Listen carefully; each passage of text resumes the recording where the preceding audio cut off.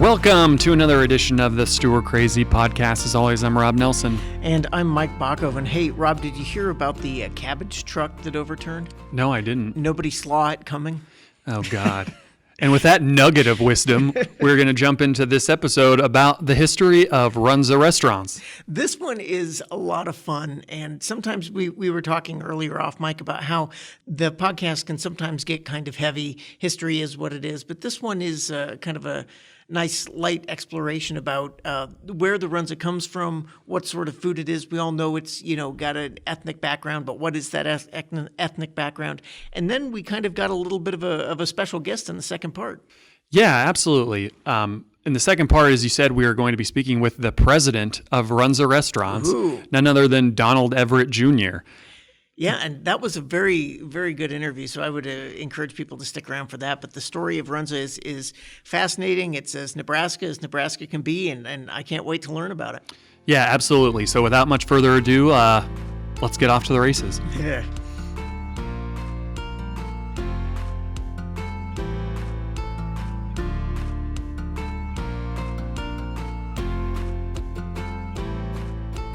Welcome back to another episode of the Stuhr Crazy Podcast. It's going to be a fun one today because we are talking about the history of the Runza sandwich. I'm joined today by Carly Cremers from Stuhr Museum and also Sam Stump from Stuhr Museum. It's going to be a Runza fest today. Hello.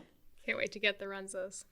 So I guess we'll just jump right in and start with the question of what is a Runza? And are there any other names for it? And what is the recipe of this dish? All things like that. So for anyone that doesn't know what a Runza is, there are mixed reviews. Some people, when they hear about it for the first time, think it sounds delicious. Other people, when they hear about it for the first time, really question everything about the world. But I find it delicious. So it's like a yeast bread pocket filled with ground beef, then cabbage or sauerkraut, onions, and some simple seasonings. And it's usually rectangular or round, and it's the size of a sandwich about. So you eat it with your hands. Sure. Well, there are a few other names that I found for this. It comes from it's a Germans from Russia recipe originally. It's also called a Beirock, I believe, and then a Krautkuchen. That's a horrible accent on my part, I'm sure, but those are the two alternative names that I found for it. The recipe of a Beirock that I found was 4 cups of cabbage, 1/2 cup onion cut fine, 2 tablespoons of olive oil, 1 pound of hamburger, salt, pepper, and cayenne pepper optional. Does that sound? That's about right. Yeah. Pretty close. I don't know what the special blend of spices was when I worked there, but I did make Runzas, and that sounds pretty accurate. So you never got to the secret safe where they keep the book of the Runza ingredients of secret spices? No, you have to be a manager, I think, or Runza Rex. Higher He to keeps get the there. key around his neck, I think. Yeah. That's safe. accurate. So we have an insider, but you're not inside enough. No. Darn it. Well, They I've never heard let me into the real knowledge. I've heard that it's just kind of a name translation based on geography, because in Kansas and other places in the Midwest, I think they go with Beirock, but we have Runza restaurants predominantly throughout Nebraska, so we just naturally call it a Runza. Like in most places in Georgia that just say Coke when referring to any kind of soda. Right. I imagine it's sort of the same thing. Yeah, regional. Well, I mentioned a little bit earlier the Germans from Russia connection with Runza and the Runza sandwich. Who were these mysterious Germans from Russia? Anyone want to care to jump in? Because I can go on a spiel if need be. Well, I can give a quick spark notes of it, and then I'm sure you have a lot more information about it than I found.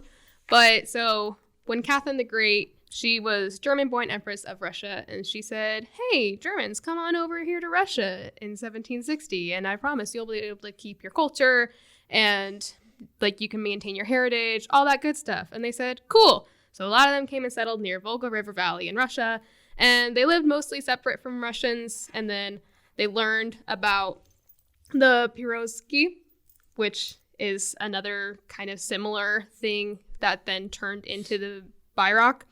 But then by the time the 19th century rolled around, it wasn't really living up to the promises that they expected.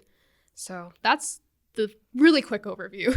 Yeah. I'll just kind of piggyback on top of that. You mentioned 1763, Catherine the Great, opening the door, as it were, to these German immigrants. essentially what was going on was life in Germany had been a very difficult place to live for a number of years, especially for the lowest class. Things that were going on during this time were very, very difficult wars, like the 30 Years' War, the War of Spanish Succession. Keep in mind also that Germany wouldn't be unified until 1871. So when we're talking about Germany, we're not really talking about this solid place, but we're talking about a series of towns and communities and regions of this area. So Catherine the Great extends this offer to ethnic Germans to come and settle parts of Russia by offering them free transportation to Russia, the right to settle in segregated colonies of strictly Russians. They can keep their language, they can keep their religious practices. They have the right to local self-government, and they are exempt from military or civil service. So, oh, and by the way, here's for some free land that's tax-free to establish themselves with. So all those things are offered to these low-class Germans who are kind of struggling to get by amidst all this turmoil.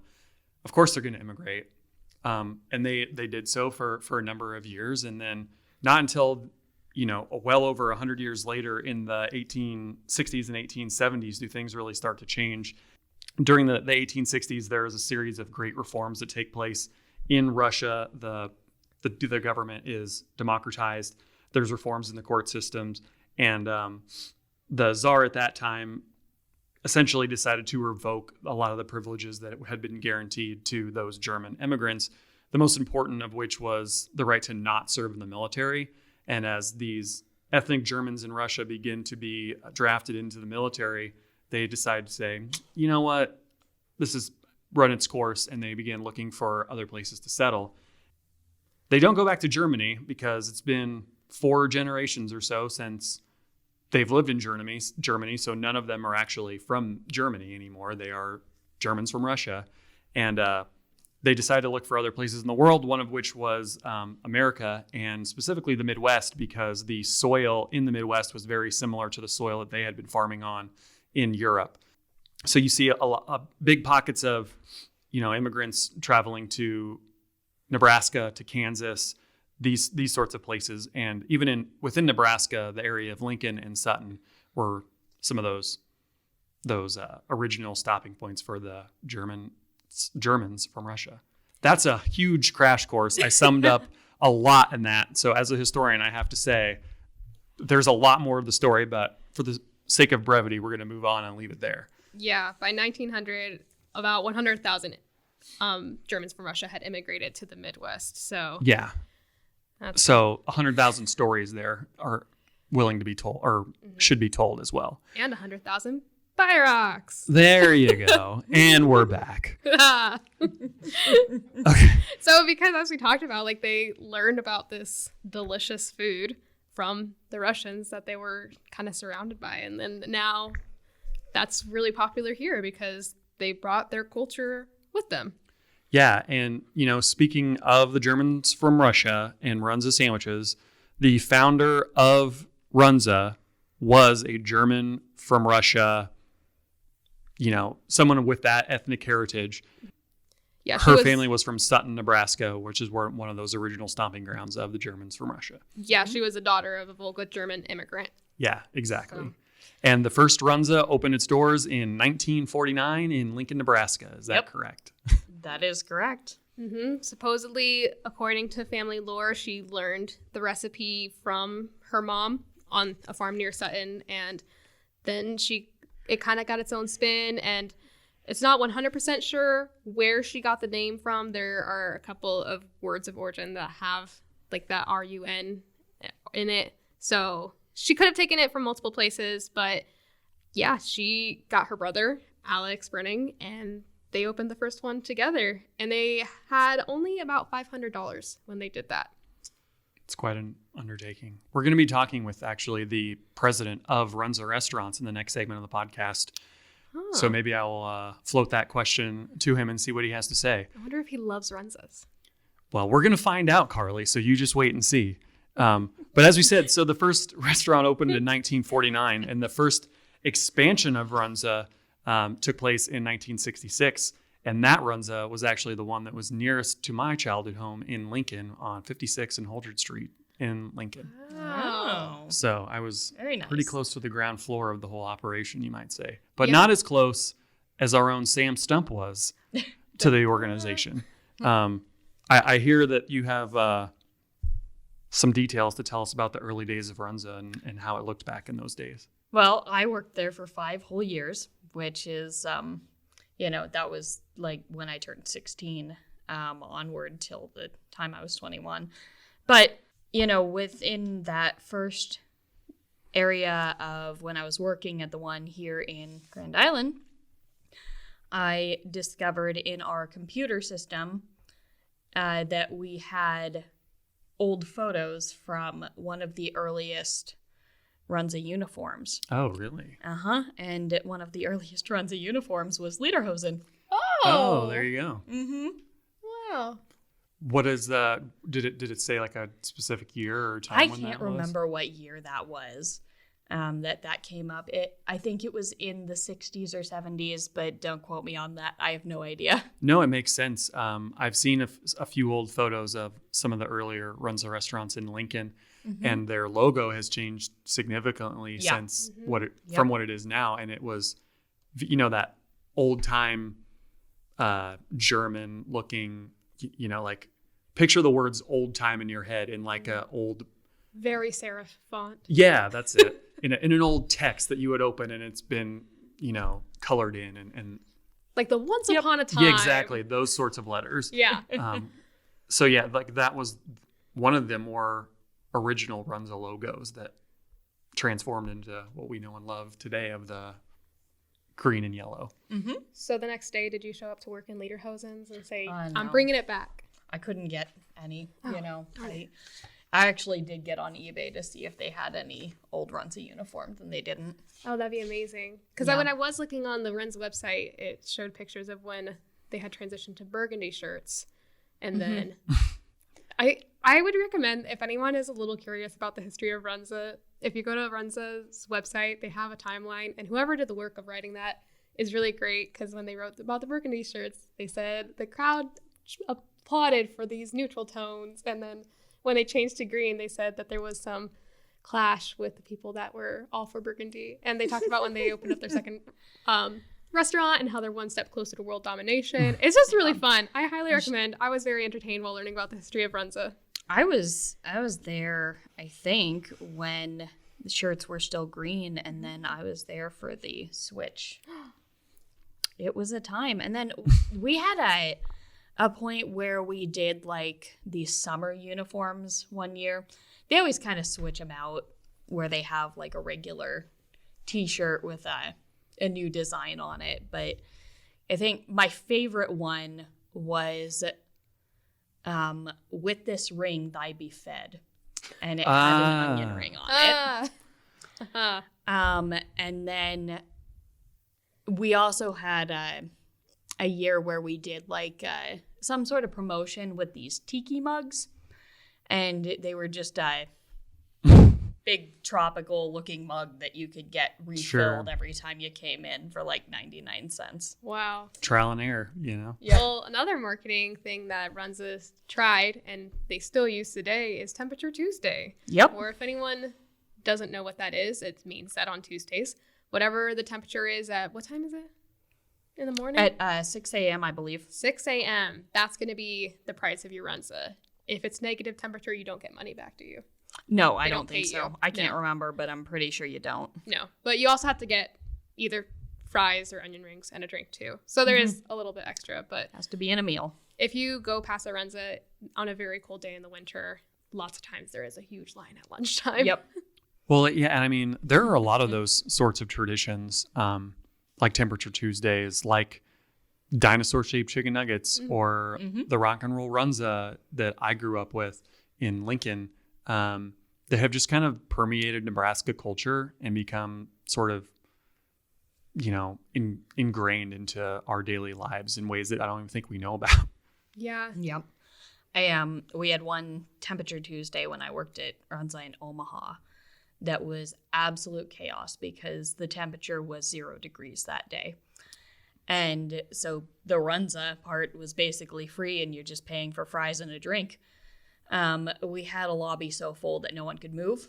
Wow. And then a camera crew came in and put a camera in my face. Oh no! Oh, if we dig, I wonder if we can find that. Rob, let's get on that. It's out there.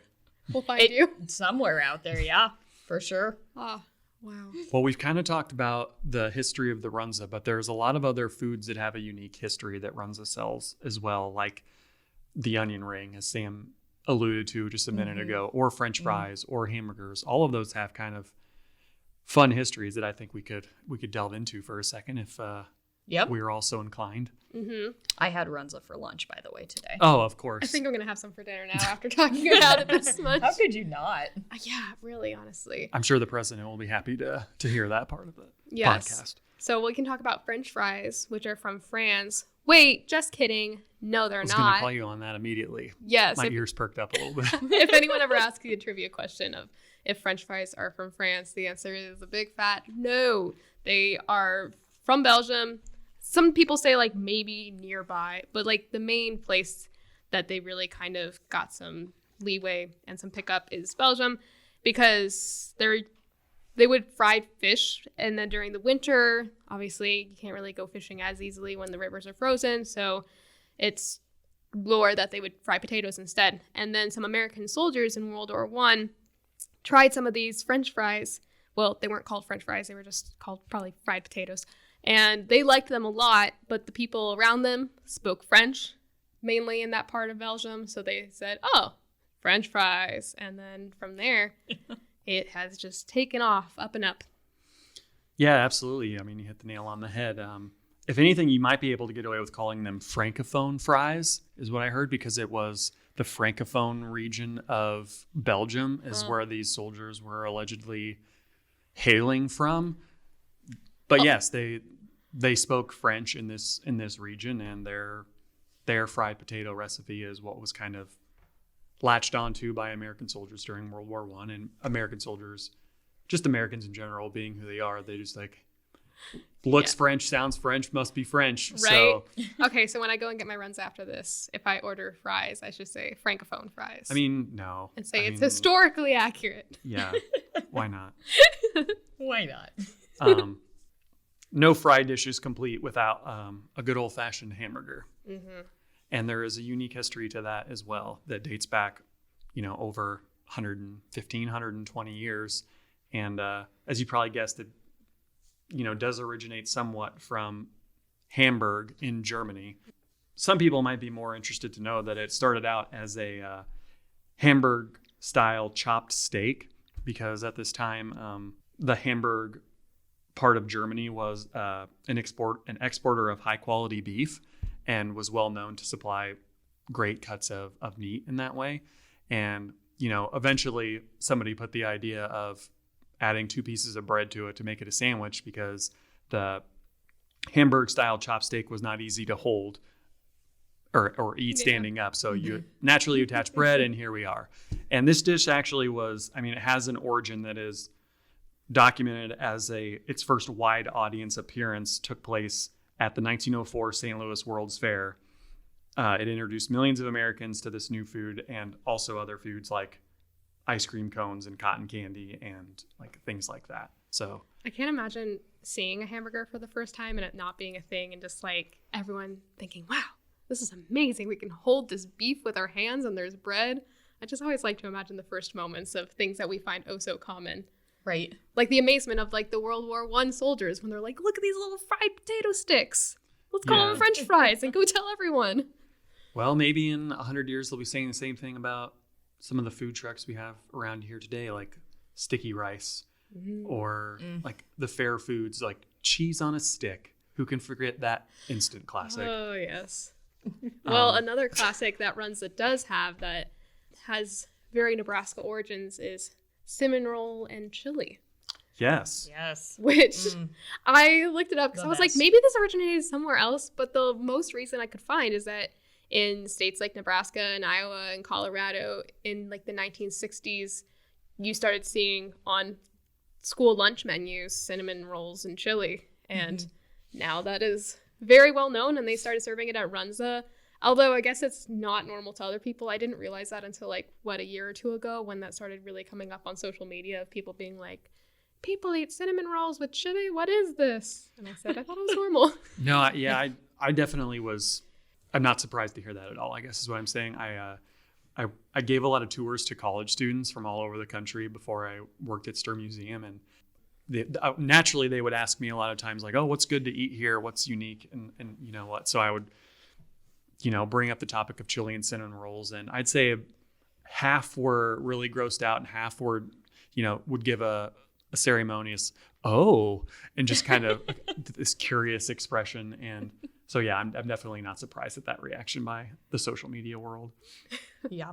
It's delicious, though. It is delicious. And I remember like getting that in my meal as a small child at school. Yeah. Just being like, okay, here we go.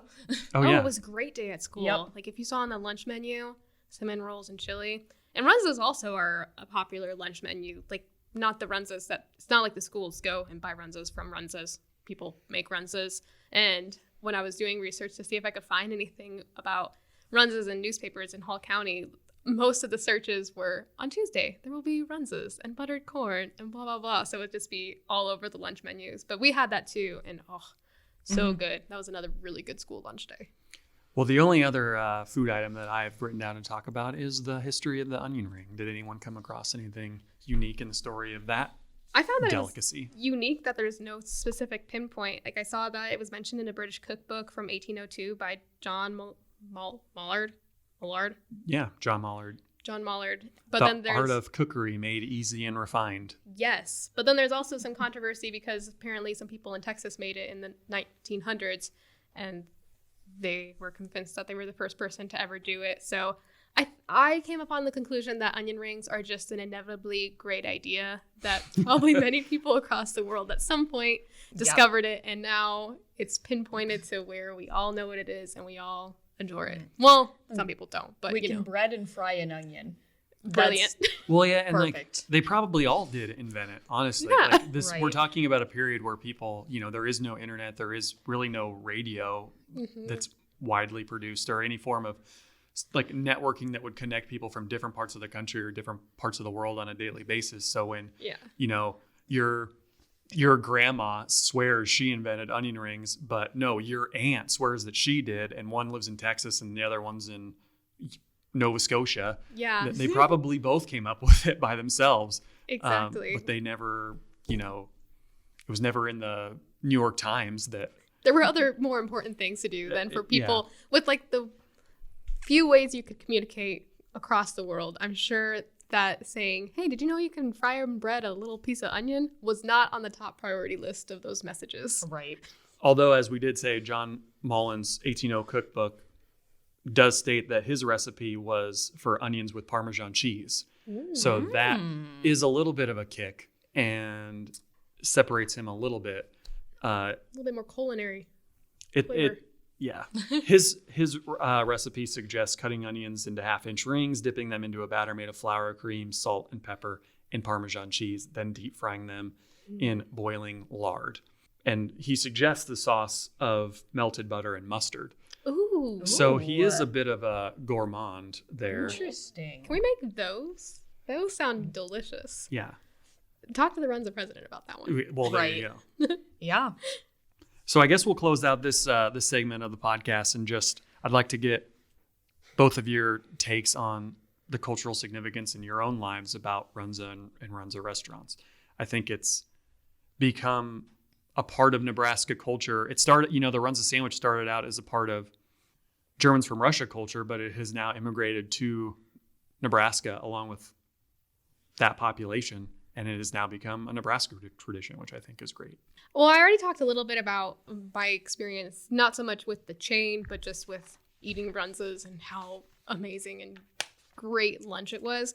But also with the life of the Stuhr Museum, I did find that in 1998, there was a joint celebration called I Want to Be a Cowboy. And it was at Stuhr Museum, and the food was provided by Runza. So it was like a Runza family night. And there were different events like sheepdog demonstrations and just teaching about how men and women lived and worked on farms and the ranches of central Nebraska.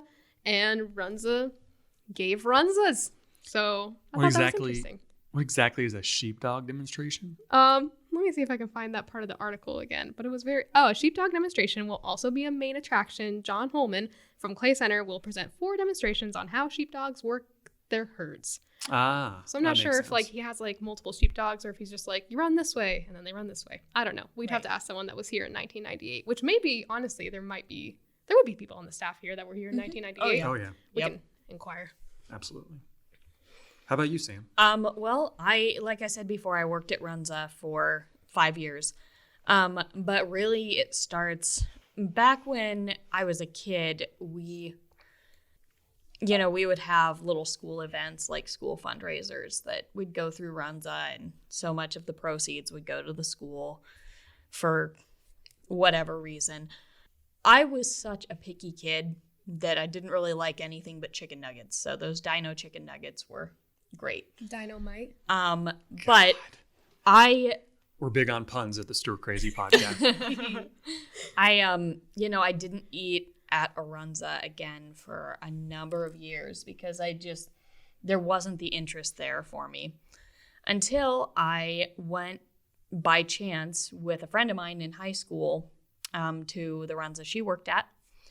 And I walked in the door, and the manager at the time, her son had gone to elementary school with me, and they were short staff. And she said, "Hey, do you want an interview for a job?" So I said, "Well, sure." And that day I tried a cheese Runza for the first time. I tried ranch dressing for the first time. I tried all of the good Runza items that are essential for a first real Runza experience. And your life changed forever. My life changed forever. I had Runza for lunch today. We had this is just one more thing. We had a promotional item at Runza for about a year. And they haven't ever had it again, but it was one of the best burgers I've ever had. And we had like a series of 3 burgers, and they were all named after states. So we had a Nebraska burger, a Chicago burger, and I, for the life of me, cannot remember what the other one was. One of those burgers was amazing, and it had like a garlic sauce on it. And I would love to have that back someday. You had me at garlic sauce. Yeah. I'll talk to the Runza president about that one too. Okay. Right. We got you talking to the high ups here. Yeah. I mean, I guess I would just piggyback kind of on both of what you guys said. I was a big fan of the Dynamite chicken nuggets. Also a huge fan of Rock and Roll Runza, which I hope to ask the president of Runza about in the next podcast, and the hopes of bringing it back to a restaurant near all of us. Just because I grew up, going to those birthday parties at Rock and Roll Runza, and I just have a huge nostalgia for that part of my life. And then there's such an association with the Runza, with Husker football in the state, and eating those on Husker Saturdays in Lincoln and being from Lincoln is just like kind of something you can't even avoid if you tried, if you're from that part of the state. But with that, I think we can hit pause for right now. We'll be back after these words with the president of Runza Restaurants, Donald Everett Jr. Carly and Sam, thank you so much for being on the podcast. No problem. It was a lot of fun. Thank you for making me crave Runzas. Absolutely. I'll get on that. Stay with us, and we'll be back after these words. Today's podcast is sponsored by William Siebler Blacksmithing and Horseshoeing. Plows sharpened at reasonable rates. Dealer in farm and spring wagons. R.L. Dack is the agent. Over 30 years of active experience in the trade. All repairing promptly attended to. Satisfaction given in all his work. Your patronage is solicited.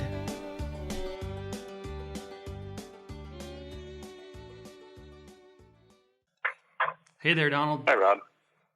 Yeah, I'm going to try not to ask you questions that I'm sure you've heard 1,000 times in 1,000 different contexts, but the first one I have is, what is your earliest memory of having a Runza sandwich? Well, that's an interesting question for a very picky eater like myself. Oh, really? Okay. So, a little historical perspective, this has been a family-held business since its inception in 1949. I was not born until 1967, but my grandmother opened the first Runza out in Piners Park in Lincoln, Nebraska. Of course, this was before drive-throughs. Sure. This was, car hop service and walk up to a window. But anyway, for 17 years, we had, it was the only location until 1966, which again was before I was born, but my dad opened up his first location with his mother's blessing. And, so I grew up in the business. That's all I've ever really known. It's been a family business. We talk about it at the dinner table, all of those things. But I could not wrap my mind around eating something with cabbage in it. Really? Until I was, until I was probably a senior in high school, so probably 17 or 18 years old. That's which crazy. Is a little bit embarrassing, to be honest. No, hey, I appreciate your candor. But I was stuck on the hamburgers and French fries, and why would anyone eat this odd concoction with cabbage, right? Yeah. So it took me about 17 or 18 years to be fully initiated and indoctrinated into the Runza restaurant menu, and ever since then, I was sold on it. But I was accustomed to making the Runza sandwiches in the morning from really young age, so I knew all about it. I knew how to make the filling, I knew how to make the dough, I knew how to assemble the Runza product. But it was an acquired taste for me later on in life. Well, then it must have been a blessing when Runza started making different varieties and flavors with different styles. I mean, yeah, absolutely. Like the Italian Runza, which is sort of our version of the McRib. We bring it back every couple of years, and it's just a limited time offer product. But that is one that does not have cabbage in it. Well, there you go. It tastes a little bit more like pizza, and so I was always fired up when we brought that one back. To give myself an interim Runza sandwich before I finally acquired the taste for cabbage. That's funny. Hey, real quick, is the Pioneer Park location, the original one, still open? It is not, and Lincoln has obviously developed over the last 72 years since that first opened, and I believe the property was taken by eminent domain as roads were put in through that area. But it had a great run, and it was a great. I remember going with my grandmother to the business and just kind of probably raising heck in the kitchen rather than actually being helpful. But those were great memories, and for my father's family, his mother, his father, his siblings, it was truly a single restaurant family business for 17 years until he was crazy enough to open up one of his own on the, I guess at that time, northeast part of town, 56 and Holdridge in Lincoln.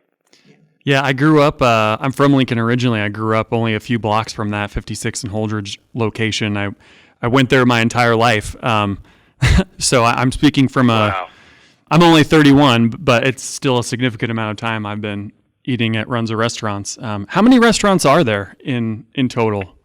Yeah, we now have 87 restaurants, 87. primarily in Nebraska, but a couple in Colorado, one in Kansas, and I believe 2 in Iowa. So we're, slowly expanding our footprint and converting these other states into a Nebraska tradition. Yeah, absolutely. It's funny that you mentioned tradition. That's a question I had to ask you. I feel like Runza has the Runza sandwich has such a unique tie to the Germans from Russia culture and heritage. The restaurant itself has become such a part of the Nebraska culture and heritage. Things like Temperature Tuesdays, Rock and Roll Runzas, chili and cinnamon rolls, dinosaur chicken nuggets. All those things have kind of become ingrained into our own culture. Is that a goal of your restaurants to kind of facilitate Nebraska culture? Say, early on, and you identified it. This is a Germans from Russia kind of product, right? Yeah. With deep roots historically. My grandmother feels like she perfected the menu, the item, and added a little more ground beef than what was traditionally in this sandwich, coined the name Runza, and away she went. But I would just say it's a very, very limited local item at the time, and depending on, you know, your ethnic background, where you know, your family came from, and perhaps, you know, if you were German from Russia, you knew about this product, but that wasn't everyone in Nebraska. So it's been, you know, a slow growth kind of thing to turn it into a Nebraska thing. And as we opened up more locations throughout the state, you know, in the 70s, the 80s, the 90s, and of course into the 21st century, it's slowly become a Nebraska thing. And I think a big part of that, quite honestly, has been, you know, it's become kind of a tradition, if you will, to grab a Runza sandwich when you go to a Husker football game. Yeah, absolutely. My father actually played football for Nebraska as a freshman, and played on the freshman team for Bob Devaney, and developed a really good rapport with him. Academics were not my father's strong suit. He finally told Bob, he said, "Look, I'm going to have to go run the family business." But frankly, he skipped the academic part and just enjoyed the football part when it came to playing at the University of Nebraska. And they didn't have the same academic support structure they have now. But anyway, he developed that relationship. He opened his first store in 1966, and ultimately bought an old mail van, or old mail truck, which is, you know, today we would call this really cool and hip food truck. Yeah. He was well ahead of his time, but he bought a used mail truck that was expired, would drive it down to outside of Husker Stadium, that would be the west side of the stadium, open up the back end, and just was slinging Runzas out of the back. And Wow. people would take him into the game, and finally Bob Devaney was like, "Hey, Donnie, why don't you, my dad's name was also Donald Everett. Anyway, he said, "Donnie, why don't you come inside and sell those sandwiches?" Because it's just started to build as a tradition. And so, you know, my dad moved him into the stadium, and it became, you know, slowly a thing with Nebraskans. And of course, as we all know, Memorial Stadium is the third largest city Yes. in the state of Nebraska on a football Saturday. So it was really good exposure for us. And this was all kind of happening simultaneously as we were growing our chain into a variety of markets and in Nebraska. And, you know, we're in, you know, towns as small as, I suppose, 2,000, 2,500 population, like a St. Paul, Nebraska, on up to, you know, quite a few locations in the metro area of Omaha. So, yeah, it's been fun, and it has become a tradition in Nebraska. And, you know, growing into different menu items that are sort of in the fabric of a Nebraskan, like you mentioned, the cinnamon rolls. Chili and cinnamon rolls, if you grew up in Nebraska, it was probably on the school's lunch menu. Yes. At least at the public schools, whether it's elementary, middle school, or high school. And, you know, it was a tradition. Oh my gosh, chili and cinnamon rolls. This is a big day for us at whatever school you might be attending. So You nailed it. We've always had chili. It's homemade. We're really proud of that from scratch recipe. And, you know, ultimately we added cinnamon rolls to kind of finish the meal. So where we can build on those kind of traditions, you know, we get really pumped about it, and so do our customers.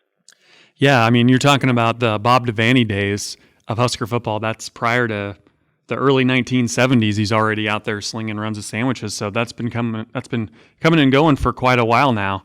That tradition. Yeah, it really has. It's been a really, you know, mutually beneficial partnership with the University of Nebraska Athletics, and they've been good to us. We've been good to them, and you know, it's fun to be a part of a tradition. I mean, we're third generation family owned business, soon to be fourth generation, and I graduated from the University of Nebraska. My two sisters are still active in the business, graduated from the University of Nebraska, and we've had at least one member of the fourth generation graduate from the University of Nebraska. And yeah, we're lifelong Nebraskans. At the beginning of your answer there, you mentioned that your grandma, was it her that she coined the term Runza? Do you have any idea what that word originally meant to her? Yeah, you know, a lot of people called this sandwich a variety of things, and she trademarked the name Runza sandwich. And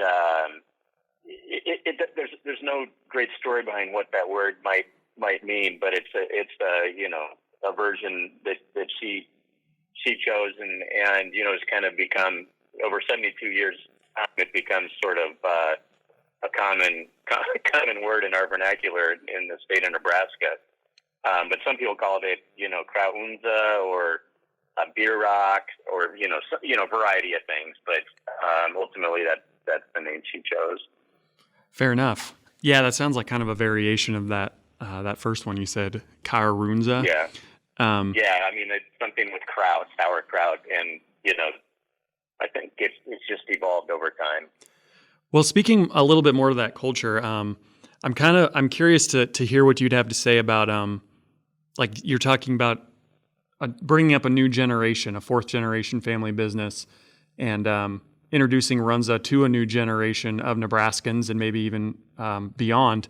What is it that you and your family business do in order to kind of compete with the chains like McDonald's, Wendy's, and Burger King? How do you get people to keep coming back to Runza and make yourself stand out, I guess? Well, we talked, I think, a little bit about that in a roundabout way, creating those connections that aren't typical in quick serve, that are menu items that people romanticize about from their childhood or their history. And as Nebraskans, I mean, I can just speak for myself, but I think it's true for others. Runza is Nebraska's thing. It's not my family's business. It's Nebraska's business. And so we all have a lot of pride around what's unique to Nebraska. And so when my kids were growing up, I mean, Runza was and has been and will continue to be our choice for, quick serve, whether it's a hamburger or Runza sandwich or whatever it might be on the menu. But we've been, really fortunate to have families take great pride in where they live, where they grew up, and continue that tradition by taking kids there to our stores and getting a kids meal or meeting Runza Rex that might be out in the communities. We support a lot of children activities and nonprofits. So we try and make it full circle for sure, but ultimately, how do we set ourselves apart from the big boys like McDonald's, Wendy's, Burger King? We like to think what you're getting at Runza is not just the Runza sandwich. That's obviously a niche product, but our hamburgers are fresh ground beef. It's never frozen. We scoop the hamburger patties every day, every morning in the store. We make dough from scratch. We make chili from scratch. But we like to think we own the quality segment of quick serve. And, as long as we keep our hat hung there instead of trying to be the low price in the community, we really get a lot of great support, and there's a lot of pride amongst our employees and partners to do well. You mentioned, introducing children in your family, and it's your stop along the way. That's different and unique. One of the things that's definitely different and unique that I grew up with going to Runza was the Rock and Roll Runza in Lincoln, Nebraska. And I just, on a personal note, wanted to ask the question, will the Rock and Roll Runza ever return? Is it likely? Is it possible? Your thoughts? We get that question a lot, and that was such a fun business for us. We had roller skaters delivering orders and waiting on tables. So this is not your typical quick serve restaurant setup. It was several thousand square feet building downtown. We did catering upstairs. We did breakfast. We did buffets. To be frank, we tried to do a few too many things in that building, but it was my dad's absolute passion to open up Rock and Roll Runza and spare no expense. He grew up, in the 50s and, just really had strong memories and ties to that period in time, when you had car hops and roller skaters. And he did a great job bringing that kind of vision to life. I don't think it will come back, but okay. We don't ever want to say never, but maybe that fourth generation will see that through sometime. But it was a great business for us, honestly, and frankly, it was good marketing for us. I think a lot of people enjoyed going down there, and you could say that helped keep us top of mind. But at the end of the day, we really do want to focus on our core business, core product. And this is a tough business. I mean, turnover in the restaurant industry is approaching 100%, which means you're hiring new staff every year. Yeah. So, that's kind of been core to our business, is staying true to what we do well and trying not to do too many things. But my dad was an entrepreneur at heart, and he was going to create a rock and roll Runza, or he created a cafe on the square in Stuhr, Nebraska. He had a variety of ideas, and thank goodness Runza Restaurants is one of those that stuck. Yeah, absolutely. Looking forward into the future, do you see any changes to what it is that you've been doing for these last 70 years? Are there new developments that we can look forward to Runza exploring in the near future? Yeah, that's a good question. We're really proud of our business, but we're also not resting on our laurels. Since we've been around for now 70 plus years, we have older buildings. We replace a couple of them every year, tear down and rebuild. But we're also looking at those fringe markets where there's some name recognition in Iowa, Kansas, and Colorado. And we're hoping to continue to open restaurants in the Midwest. But as far as like products go and that kind of thing, we'll continue to press that envelope a bit. But at the end of the day, we're all about the Runza sandwich. We're all about homemade from scratch onion rings, the chili, the cinnamon rolls, the crinkle cut fries, and our great burgers. That will be our core. Anything else will more than likely be a limited time offering. And one of them we recently did, which is kind of fun. Again, it was a limited time offer Runza sandwich, but it was a Reuben Runza, which is kind of a Nebraska product, the Reuben sandwich. So, that's kind of an example of those things that generate excitement and bring customers in to try something new. And you never know what will end up on the menu, but a lot of our innovations has come from our franchisees. Today, the 10th Tuesday promotion, was a one-off in Bellevue, Nebraska for several years, and we decided to make it chain-wide. A Swiss cheese mushroom burger came from a franchisee many, many years ago. So, we're a team of a ton of partners, whether it's franchisees or our employees that own part of the company. We're not a top-down company. We take input from all places and really value everyone's input, and that's what I think kind of makes our business fun. Absolutely. The Reuben Runza, 2 Nebraska cultures for the price of 1 sandwich. Donald, that's all Probably should have raised the price, huh? Yeah, maybe. Donald, thank you so much for being on the podcast today. Really enjoyed our conversation. Yeah, likewise. I appreciate it, guys. Have a great summer. Yep, you as well. Take care.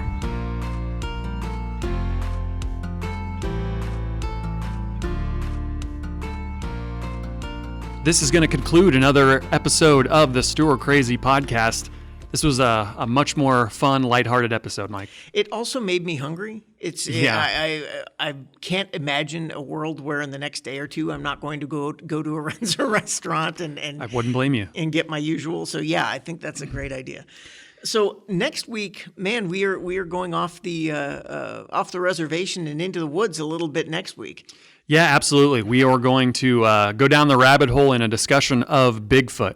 But not just any discussion, we are going to delve into the more academic side of things on this mystery phenomenon, because there's a lot of layers to the story of Bigfoot, not all of which are the crazy guy in the woods who thinks he saw the 8-foot ape. Yeah, and if you think cryptozoology is a recent phenomenon, you're wrong. So that will be a very interesting thing, and we'll be back in a couple weeks with the Bigfoot podcast. Yeah, we're going to have that discussion about Bigfoot, and we'll also be talking with a local expert on this subject, and I can't wait to hear what they have to say. Yeah, that will be really interesting. So come back in a couple weeks, and we'll talk to you then. See you then.